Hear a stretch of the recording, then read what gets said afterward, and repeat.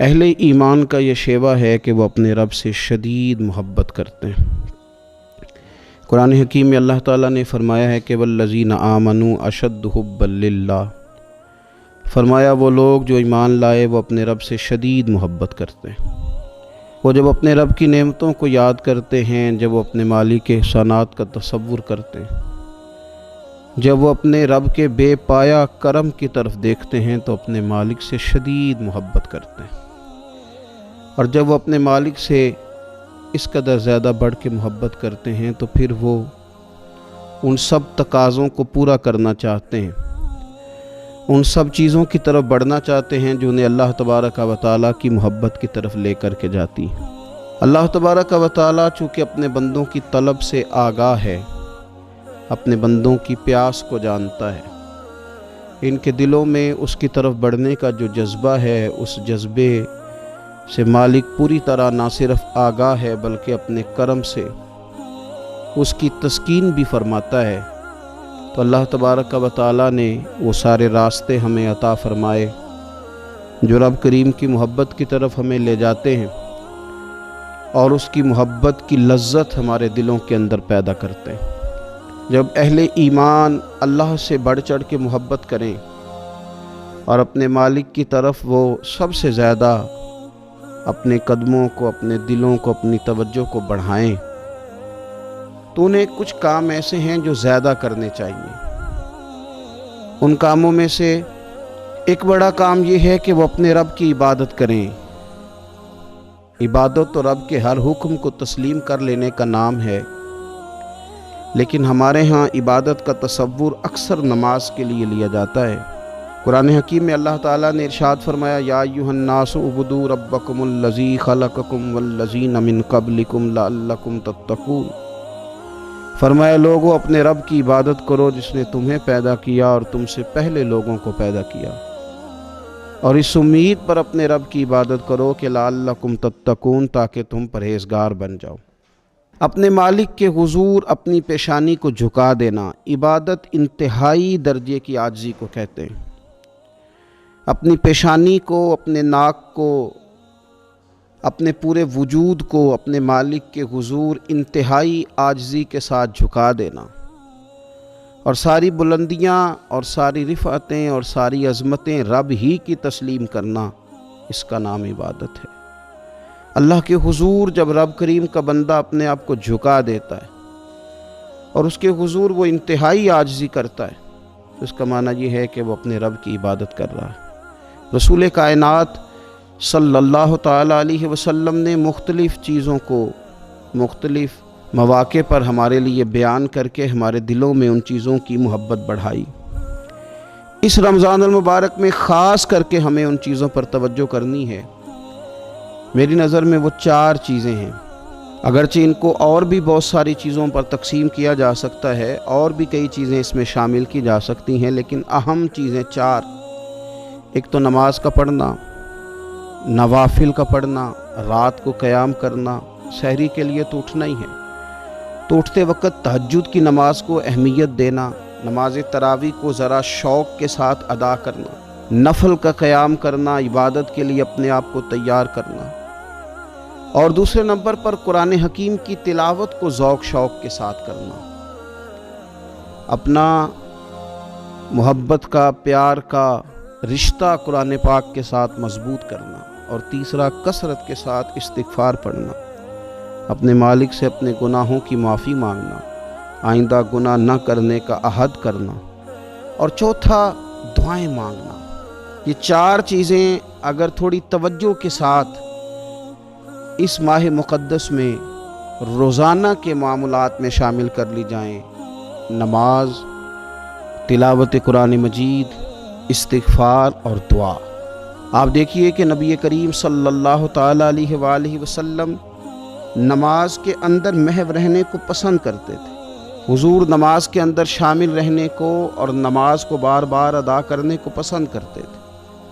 ہر موقع پر حضور نماز ادا فرماتے، ہر موقع پر، سورج گرہن ہے تو نماز ہو رہی ہے، چاند گرہن ہے تو نماز ہو رہی ہے، بارش نہیں ہوتی تو کریم محبوب علیہ السلام نماز ادا کر رہے ہیں، بارشیں کثرت سے ہونے لگیں، طوفان اور آندیاں آنے لگیں تو حضور نماز ادا فرما رہے ہیں۔ جنگ کے موقع پر، بدر کے موقع پر لوگوں کی صحابہ کی صفیں درست کر کے حضور خود مصلی پر تشریف لے گئے اور نماز شروع کر لی۔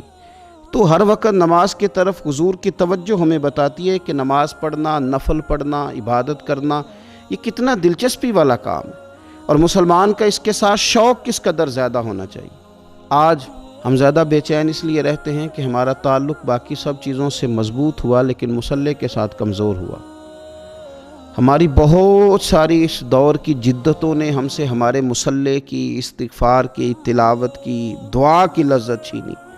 اگر ہم تھوڑا لوٹ کر کے آئیں اور کچھ گھنٹوں کے لیے، کچھ وقت کے لیے، کچھ ٹائم کے لیے، اگرچہ وہ مختصر ہی کیوں نہ ہو، ہم اپنے معمولات جو عبادت کے تعلق سے ان کو مضبوط کریں، موبائل بند کیے جائیں، ایک کونا تلاش کیا جائے، کوشش کی جائے تنہائی کرے انسان اپنے مالک کے ساتھ۔ نبی پاک صلی اللہ تعالیٰ علیہ وآلہ وسلم نے جو ہمیں طریقے بتلائے ہیں، ان طریقوں کی روشنی میں انسان اکیلا بیٹھے اپنے مالک کے حضور اور خوب اس کی بارگاہ میں نفل پڑھے، تلاوت کرے، استغفار پڑھے، پھر دعائیں مانگے، اپنے لیے بھی مانگے، امت کے لیے بھی مانگے، اپنے لیے بھی مانگے، اپنوں کے لیے بھی مانگے، سب کے لیے اللہ کے حضور سے وہ خیر طلب کرے۔ حضرت سیدنا زید بن ثابت رضی اللہ تعالیٰ عنہ ارشاد فرماتے ہیں مجمع الزوائد میں، مسند امام احمد بن حنبل میں یہ حدیث موجود ہے۔ آپ فرماتے ہیں کہ میں نبی پاک صلی اللہ تعالیٰ علیہ وسلم کے ساتھ اکثر نماز کے لیے جایا کرتا تھا، تو میں انفرادی انداز دیکھتا نبی پاک صلی اللہ تعالیٰ علیہ وسلم کا کہ حضور جب نماز کے لیے چلتے تو چھوٹے چھوٹے قدموں کے ساتھ چلتے۔ جو نبی پاک صلی اللہ تعالیٰ علیہ وسلم کا روٹین میں چلنے کا انداز ایک کریمانہ تھا، اس سے ہٹ کر حضور مختصر قدم اٹھاتے اور نماز کے لیے تشریف لے جاتے۔ میں اس خوبصورت ادا پر توجہ کرتا تو میرے قریب محبوب صلی اللہ تعالیٰ علیہ وسلم نے مجھ سے فرمایا، زید تم جانتے ہو میں مختصر قدم کیوں اٹھاتا ہوں؟ حضور دلوں کا حال جانتے ہیں نا، تو فرمانے لگے تمہیں خبر ہے میں اختصار کے ساتھ قدم کیوں اٹھاتا ہوں؟ عرض کی یا رسول اللہ صلی اللہ تعالیٰ علیہ وسلم کرم نوازی فرمائیے، بتا دیجئے۔ تو حضور فرمانے لگے کہ جب تک انسان نماز کی طلب میں رہتا ہے نا، وہ نماز ہی میں رہتا ہے۔ وہ جب نماز کی طلب میں ہوتا ہے تو نماز ہی میں ہوتا ہے۔ تو میں چھوٹے چھوٹے قدم اٹھاتا ہوں، ذرا آہستہ چلتا ہوں، تاکہ جتنا وقت طلب نماز میں ہو وہ نماز ہی میں گزرے۔ ذکر حبیب کم نہیں وصل حبیب سے، محبوب کا ذکر بھی اس سے ملاقات ہی ہوتا ہے۔ تو یہ جو سفر ہے نا نماز کے لیے جانے کا، میں چاہتا ہوں کہ یہ ذرا لمبا ہو جائے، اس میں ذرا وقت ملے تاکہ مالک کے ساتھ میں جڑا رہوں، میرا تعلق مضبوط رہے۔ تو سرور کائنات صلی اللہ تعالیٰ علیہ وسلم کی جو خاص دلچسپی ہے نماز کے ساتھ، نفل کے ساتھ، عبادت کے ساتھ، حضور صلی اللہ علیہ وسلم نے ارشاد فرمایا، مسلم شریف میں حدیث موجود ہے، فرمایا اللہ تعالیٰ کے بندہ سب سے زیادہ قریب پتہ کب ہوتا ہے؟ پہلے تو ذرا ان لفظوں کا حسن ملاحظہ کریں کہ بندہ اور رب کے قریب، بندہ اور اپنے مالک کے قریب۔ وہ بندہ کتنی شان والا ہے، اس کا مقدر آج کتنے عروج پہ ہے جو اپنے رب کے قریب ہو گیا۔ حضور فرمانے لگے غلاموں سنو، بندہ اپنے رب کے سب سے زیادہ قریب سجدے کی حالت میں ہوتا ہے، لہذا فرمایا سجدوں میں کثرت سے دعا کیا کرو، گویا اس سے مانگ لیا کرو سجدوں میں، اب تمہارا قرب ہے۔ اب تم جب کشکول طلب دراز کرو گے تو وہ تمہیں عطا کرے گا۔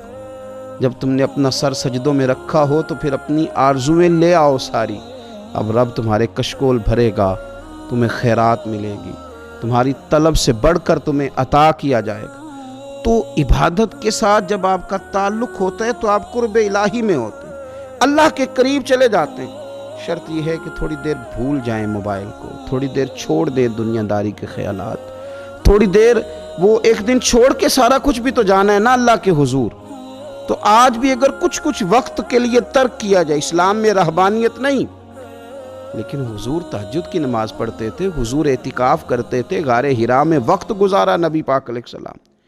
کچھ وقت تو ایسا ہو جو انسان اپنے رب کے ساتھ گزارے، اللہ کے ساتھ اپنے تعلق کو وہ مضبوط کرے۔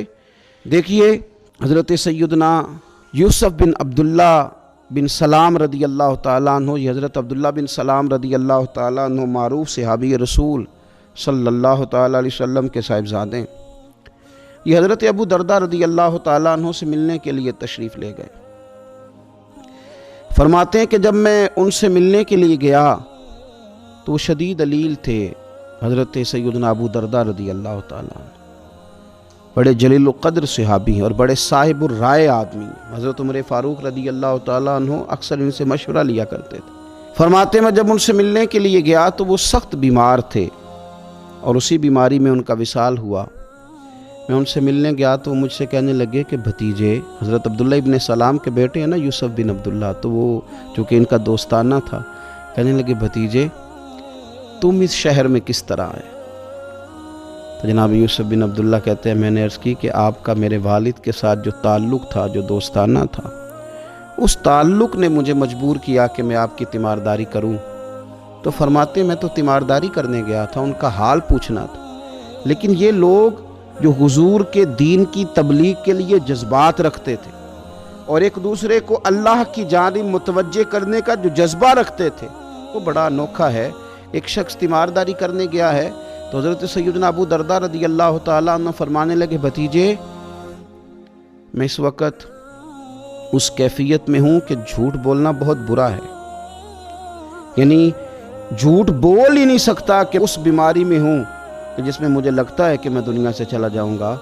فرمانے لگے اللہ کی قسم میں نے خود رسول پاک صلی اللہ علیہ وسلم سے سنا ہے کہ جو شخص اچھے طریقے سے وضو کرے وہ تیمارداری کرنے آئے، اور یہ ان کو نماز کی طرف، عبادت کی طرف مائل کر رہے ہیں۔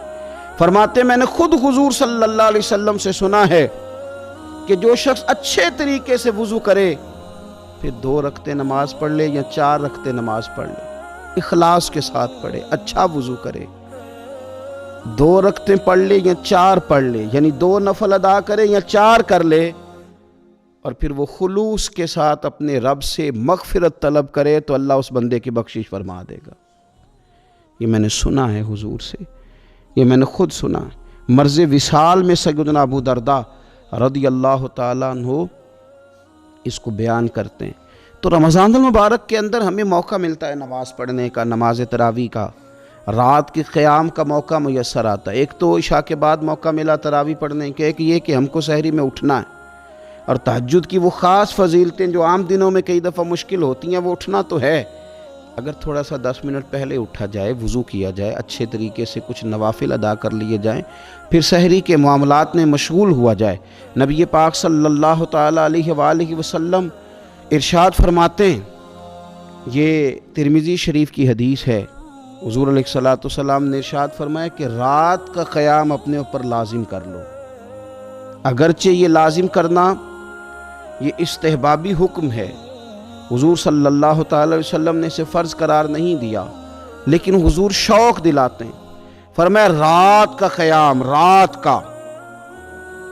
کا قیام، ساون کی کالی راتوں میں جب بوندا باندی ہوتی ہے، وہ راتوں کو اٹھ اٹھ روتے ہیں جب خلقت ساری سوتی ہے۔ اور حضرت میاں صاحب رحمۃ اللہ علیہ نے فرمایا تھا کہ رات پوے تے بے دردانو نیند پیاری آوے تے درد مندانو یاد سجن دی ستیاں وی آن جگاوے۔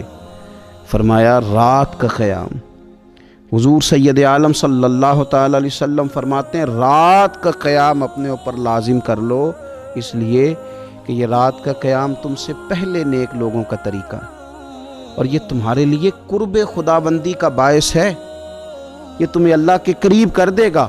اور حضور صلی اللہ تعالی علیہ وسلم فرمانے لگے یہ رات کا قیام تمہاری برائیوں کو مٹا دے گا اور یہ تمہیں گناہوں سے روک لے گا، گویا رب کریم تمہیں معافی عطا فرمائے گا، یہ تمہارے لیے بخشش کا ذریعہ بن جائے گا۔ یہ برائیوں کو مٹانے والا ہے رات کا قیام، یہ گناہوں سے روکنے والا ہے رات کا قیام۔ تو نماز کی طرف خاص توجہ کریں۔ اسی طرح کا معاملہ تھوڑا سا ہمیں ذوق کے ساتھ قرآن پاک کی تلاوت کے ساتھ اپنے آپ کو وابستہ کرنا چاہیے۔ بہقی شریف میں حدیث ہے، نبی پاک صلی اللہ تعالی علیہ وسلم نے فرمایا میری امت کی سب سے افضل عبادت تلاوت قرآن ہے، سب سے افضل عبادت تلاوت قرآن ہے۔ اور حضور صلی اللہ تعالی علیہ وسلم فرماتے ہیں قیامت کے دن قرآن پڑھنے والے سے کہا جائے گا تو پڑھ، تو جتنی آیتیں پڑھتا جائے گا رب تیرے اتنے ہی درجے بلند کرتا جائے گا۔ تلاوت قرآن کے ساتھ خاص ذوق، رمضان شریف کے اندر گھروں کے اندر اگر قرآن پاک کی تلاوت کی جائے، ہم دیکھتے تھے جب دیہاتوں میں ہوتے تھے تو گھر کے اندر بڑا ذوق ہوتا تھا قرآن پاک کی تلاوت کا۔ بہن بھائی ایک دوسرے سے پوچھتے تھے تیرا کون سا سپارہ ہے، تو وہ کہتے تھے میں کیوں بتاؤں، تو بتا تیرا کون سا ہے۔ کیوں؟ اس لیے کہ ایک شوق ہوتا تھا کہ ایک دوسرے سے آگے بڑھنا۔ تو نبی پاک صلی اللہ تعالیٰ علیہ وسلم نے فرمایا دنیا میں قرآن مجید پڑھتا تھا، اس سے قیامت کے دن بھی کہا جائے گا کہ اب تو پڑھنا، تو وہ جتنی آیات پڑھے گا رب اس کے اتنے درجے بلند کرے گا۔ تو رمضان شریف کے اندر خاص ذوق قرآن مجید کی تلاوت کا۔ پھر اسی طرح کا معاملہ استغفار کے ساتھ، نفل پڑھے جائیں، تلاوت کی جائے، اور پھر استغفار کثرت سے پڑھا جائے، استغفار کثرت سے پڑھا جائے۔ نبی پاک صلی اللہ تعالیٰ علیہ وسلم کا نا محبوب وظیفہ استغفار پڑھنا، اللہ کے حضور توجہ کرنا، توبہ کرنا۔ حضور تو معصوم ہے، نبی پاک تو معصوم عن الخطا، حضور سے تو معاذ اللہ کوئی گناہ سرزد ہوتا ہی نہیں۔ اور انبیاء کے بارے میں جو کوئی ایسے نظریات رکھے وہ گمراہ ہے، لیکن حضور صلی اللہ تعالیٰ علیہ وسلم نے فرمایا لوگو، یہ بخاری مسلم میں حدیث ہے، فرمایا لوگو اللہ تبارک و تعالیٰ کی بارگاہ میں توبہ کرو، بخشش طلب کرو۔ حضور فرماتے ہیں میں دن میں 100 مرتبہ اپنے رب کی بارگاہ میں توبہ کرتا ہوں۔ حضور تو معصوم ہے۔ یہ توبہ کس لیے ہے؟ یہ تعلیم امت کے لیے، یہ ہمیں سمجھانے کے لیے، یہ ہماری توجہ دلانے کے لیے، یہ بتانے کے لیے ہے کہ یہ استغفار درجات کو بلند کرتا، اللہ کی طرف رجوع کرنے کے لیے کثرت کے ساتھ استغفار کی جائے، اپنے رب سے معافی مانگی جائے۔ ہم انسان ہیں، کچھ غلطیاں نہ چاہتے ہوئے بھی ہو جاتی ہیں، بہت کوشش کے باوجود کچھ چیزوں پر کنٹرول نہیں رکھ پاتے، ہم سے سرزد ہو جاتی ہیں۔ رمضان کی ساعتوں میں، صبحوں میں، شاموں میں، سحری میں، افطار میں، تراویح میں، تہجد میں اگر اللہ کے حضور استغفار کی جائے، اللہ کے حضور استغفار کی جائے۔ مسند امام احمد بن حنبل میں حدیث ہے، حضور صلی اللہ تعالیٰ علیہ وسلم فرماتے ہیں، اور یہ حدیث اتنی زیادہ انسان کو خوشی دیتی ہے اور رب کی رحمت کو بندے کے اتنا قریب کر دیتی ہے، اتنا اللہ کے قریب کر دیتی ہے کہ انسان جھوم اٹھتا ہے۔ کبھی اس حدیث کے جملوں پر غور کریں، نبی پاک صلی اللہ تعالیٰ علیہ وآلہ وسلم کس طرح رب کی رحمت ہمارے سامنے بیان کرتے ہیں، اور جب حضور اپنی زبان نور سے بیان کرتے ہیں پھر تو یوں لگتا ہے کہ روح کی گہرائیوں تک بات چلی گئی۔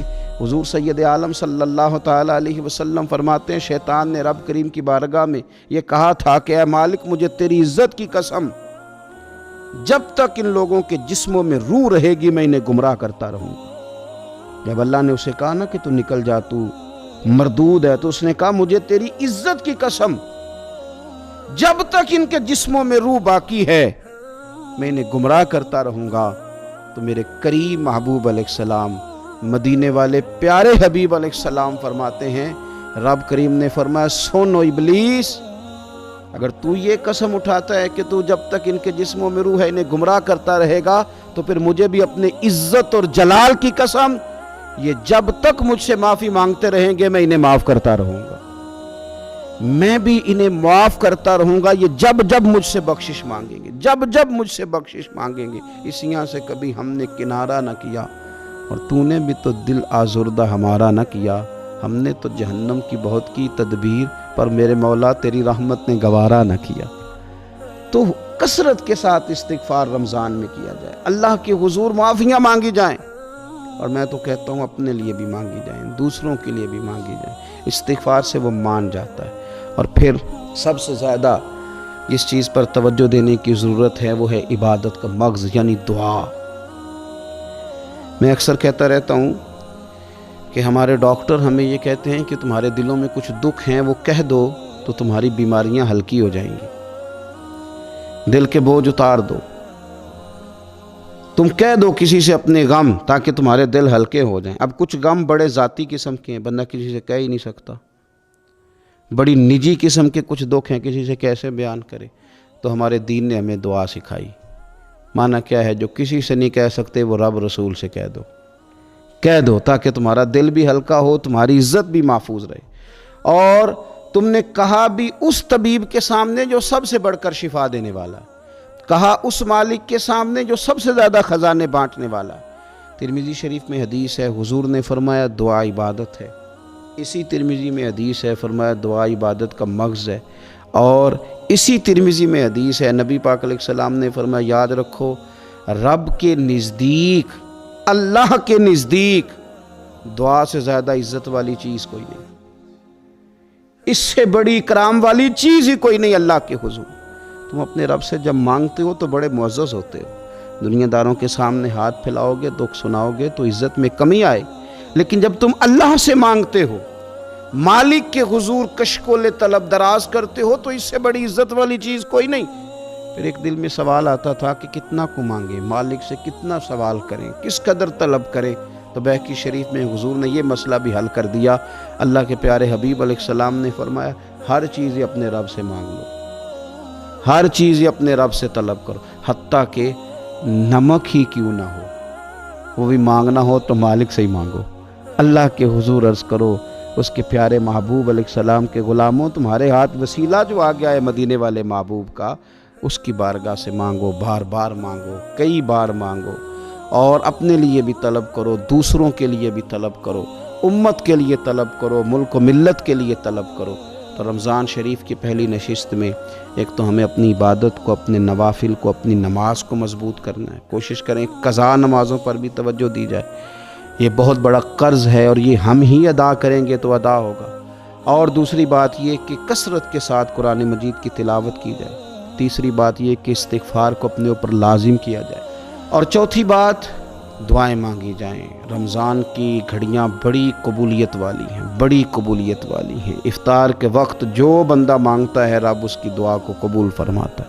ان اوقات میں اللہ سے مانگا جائے اور خوب مانگا جائے، اے اللہ اس ماہ مقدس کا صدقہ امت مسلمہ کے لیے رحمت والے فیصلے فرما۔ آخر دعوایا ان الحمدللہ رب العالمین۔